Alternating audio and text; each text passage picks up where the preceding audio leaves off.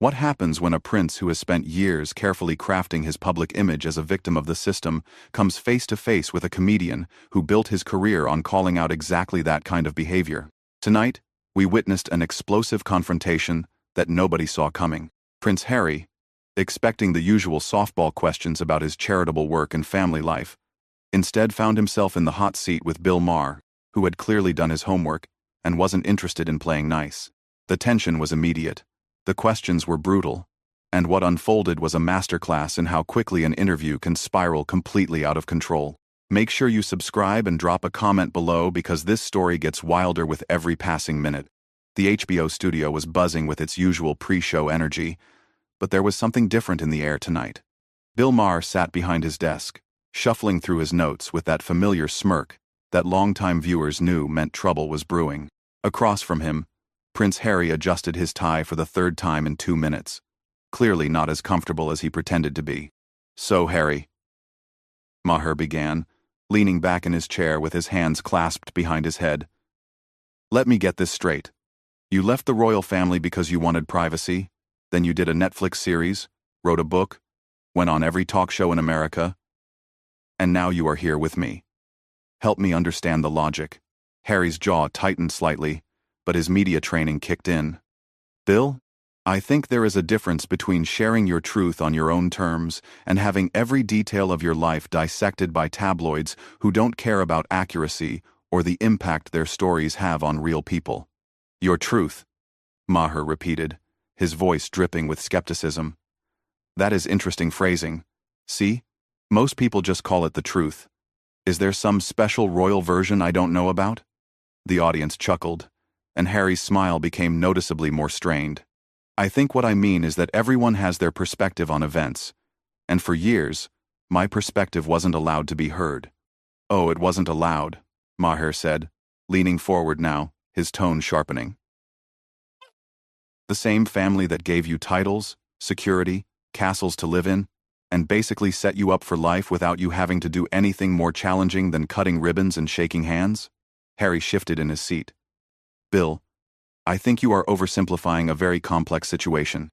The pressures of royal life, the constant scrutiny, the way the institution operates. It is not as simple as you are making it sound." "You know what?" Maher said, tapping his pen against his desk. "You are absolutely right. Let me not oversimplify. Let's talk specifics. You wrote in your book about how your father wouldn't take your calls after you announced you were stepping back from royal duties. But didn't you also write about how you blindsided them with that announcement? How you didn't consult with them first?" Harry's publicist, sitting in the front row, looked visibly uncomfortable. This wasn't going according to the pre-interview agreement. "We tried to have conversations," Harry said, his voice getting slightly defensive. "But every time we brought up our concerns, we were told that this is just how things are done, that we needed to get on with it." "Okay, but here is what I don't get," Maher continued, clearly enjoying himself now. "You say you tried to have conversations, but then in your Netflix show, your wife says that no one ever asked if she was okay. So which is it? Were you having conversations, or were you being ignored?" The question hung in the air for a moment too long.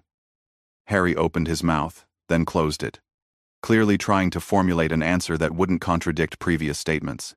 "Those are two different things, Bill. You can have conversations about duties and responsibilities while still feeling like your emotional well-being isn't being prioritized." "Emotional well-being," Maher repeated. "Right. And whose job was it to prioritize your emotional well-being? Because from where I sit, it looks like you had access to the best therapists money could buy. You had family members who, by all accounts, loved you, and you had more resources than 99% of people on this planet will ever see." Harry's composure was starting to crack. "You don't know what it was like, Bill. The constant pressure. The feeling like you can never be yourself. Like every move you make is being judged and criticized."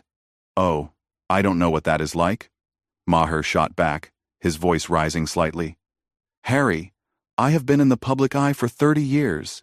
I have been criticized, attacked, threatened, canceled, more times than I can count. You know what I never did? I never blamed my parents for my career choices." Quote, "This isn't about career choices," Harry said, his voice getting heated now. This is about family.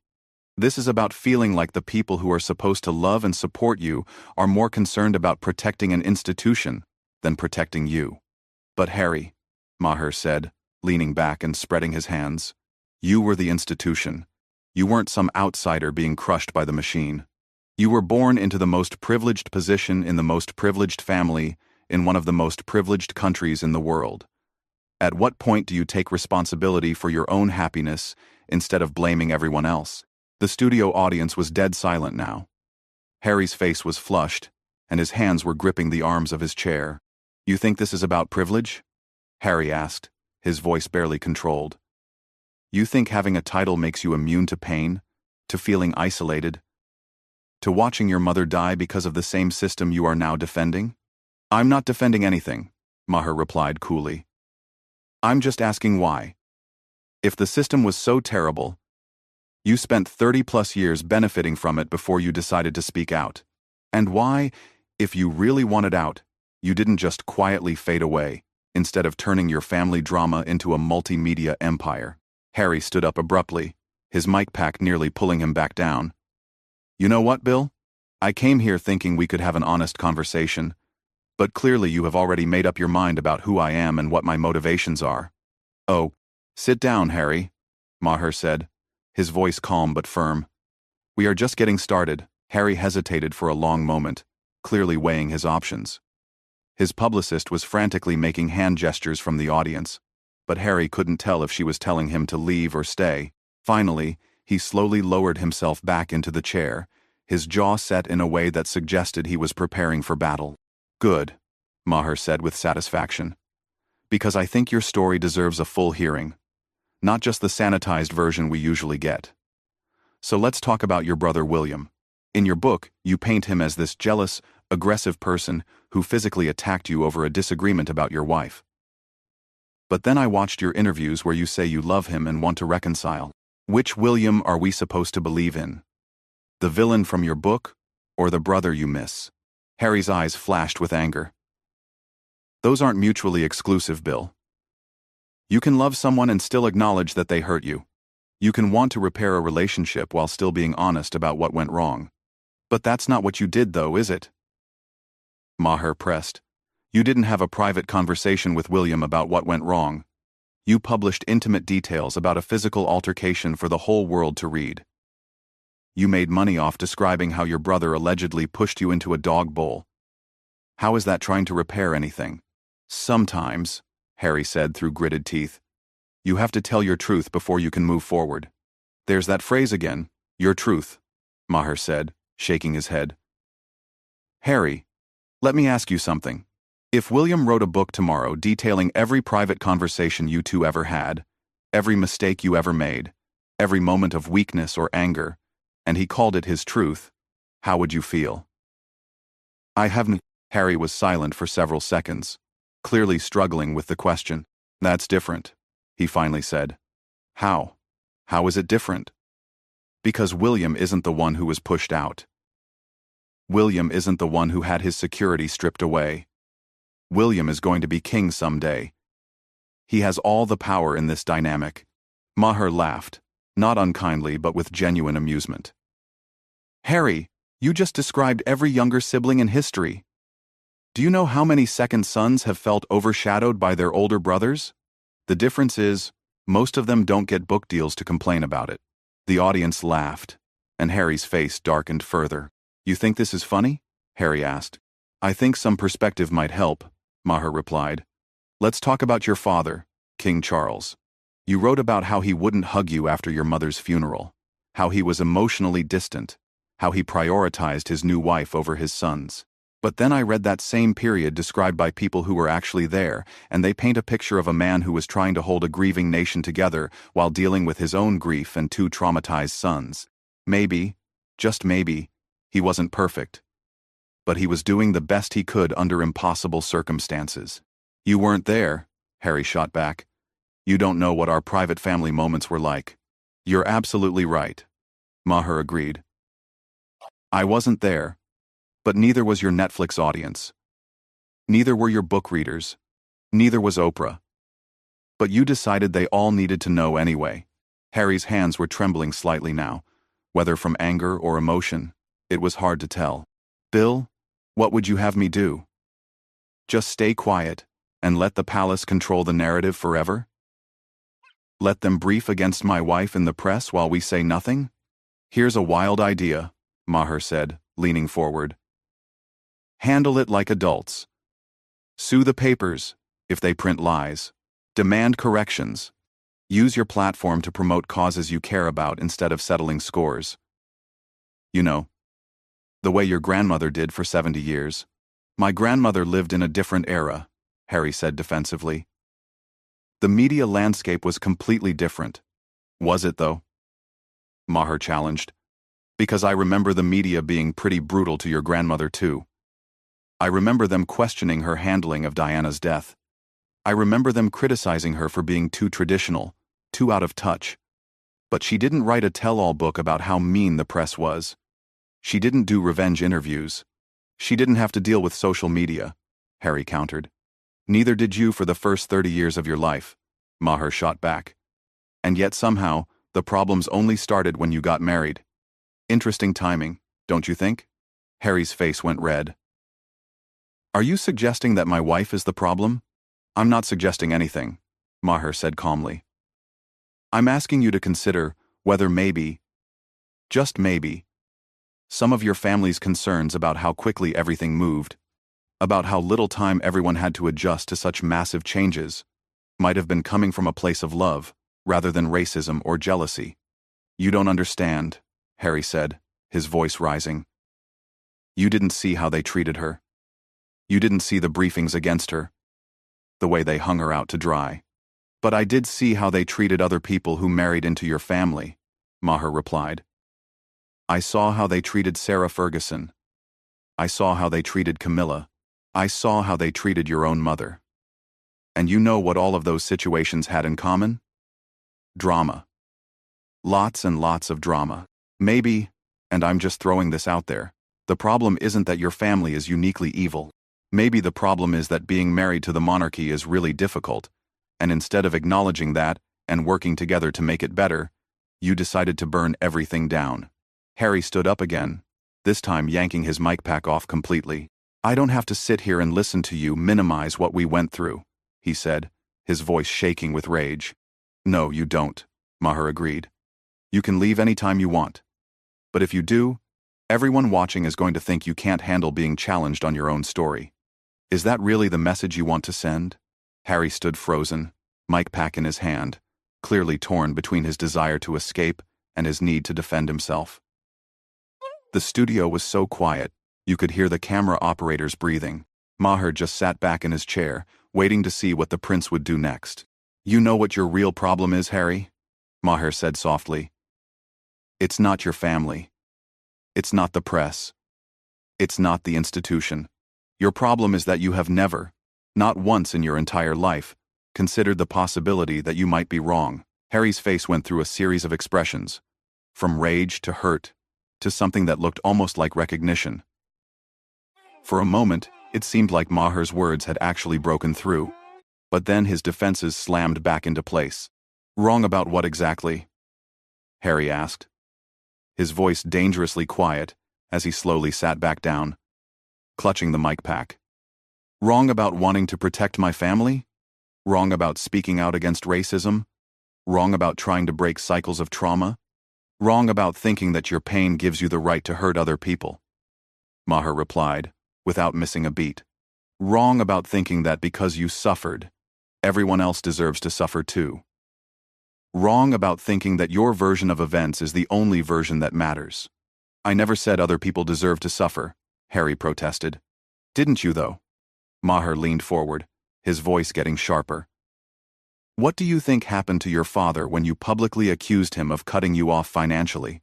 What do you think happened to William when you described him attacking you? What do you think happened to your stepmother when you wrote about her leaking stories to the press? You hurt them, Harry. Intentionally and publicly. They hurt me first, Harry shot back, and immediately seemed to realize how childish that sounded. And there it is, Maher said with a sad smile. The real Harry. Not the humanitarian, Not the mental health advocate, not the loving husband and father. Just a hurt little boy who never learned that sometimes, in adult relationships, you have to be the bigger person. Harry's hands were shaking now, whether from anger or the weight of the conversation. It was impossible to tell. "You don't know what you're talking about," he said quietly. "Don't I?" Maher asked. "I see someone who had everything handed to him, who made some mistakes, who got some criticism, and instead of learning from it and growing up, decided that everyone else was the problem. I see someone who claims to want privacy while courting publicity at every turn. I see someone who talks about breaking cycles of trauma while creating new trauma for his own children by publicly destroying their relationships with their extended family. Don't you dare bring my children into this," Harry warned, his voice turning cold. "Why not?" "You did," Maher replied. "Every interview you give, every book you write, every documentary you make, you're creating a permanent record of family dysfunction that your kids will have to live with forever. You think they're going to thank you when they're older? When they realize that their father chose public revenge over private reconciliation?" Harry was on his feet again, but this time there was something different in his posture. Less defensive anger, more genuine anguish. "You think I wanted any of this?" he asked, his voice cracking slightly. "You think I wanted to be estranged from my family? You think I wanted my children to grow up without knowing their grandfather and uncle? I think," Maher said gently, his tone softening for the first time, "that you're so focused on being right that you've forgotten how to be happy. And I think, deep down, you know that." The studio was dead silent. Harry stood there for a long moment, looking lost and vulnerable in a way that his carefully managed public appearances never allowed. "My mother," he said quietly, "died because of that family. Because of that system.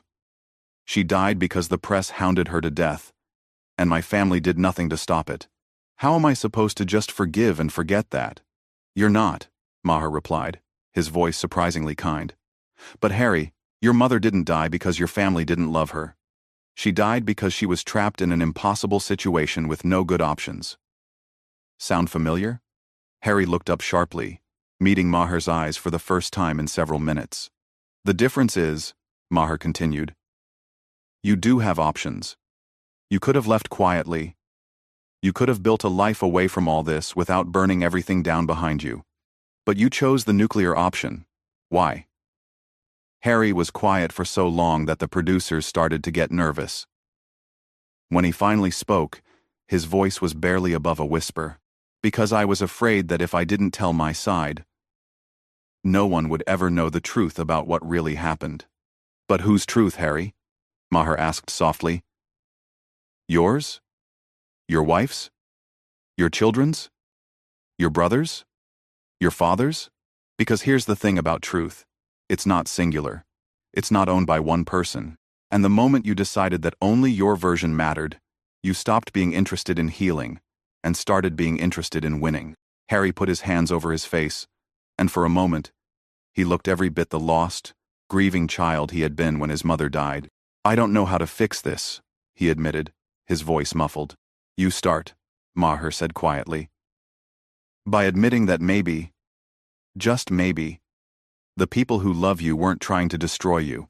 Maybe they were just trying to protect something bigger than any one person's feelings. Maybe they were trying to hold together an institution that, for all its flaws, provides stability and continuity for millions of people." Harry looked up, his eyes bright with unshed tears. "And maybe," he said slowly, "I've been so focused on my own pain that I forgot they were in pain too." The admission hung in the air between them. For a moment, it seemed like breakthrough was possible, like this conversation might actually lead somewhere healing.